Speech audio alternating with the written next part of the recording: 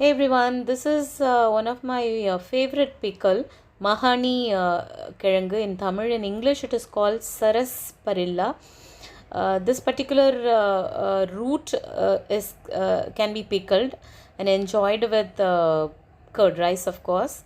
Adding a lemon to this will add more tanginess and will enhance the flavor of this pickle. So typically this is a root.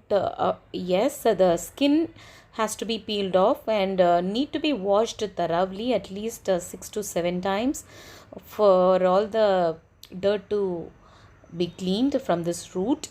After peeling the skin again, you may wash it in water for more times, and when you break this you will find a thick stem like this that should be discarded, and then you need to fine chop and add some lemon juice, salt, for spice, chili powder or green chili as per your choice. That's how this pickle to be made. Soaking for 2 hours should be good enough. Then you can straight away consume this, or you can add them to the curd. This particular pickle definitely that particular curd along with this pickle will taste too good.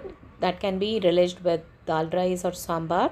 This is one of my favorite pickle, of course. I bought them recently at T Nagar in Chennai.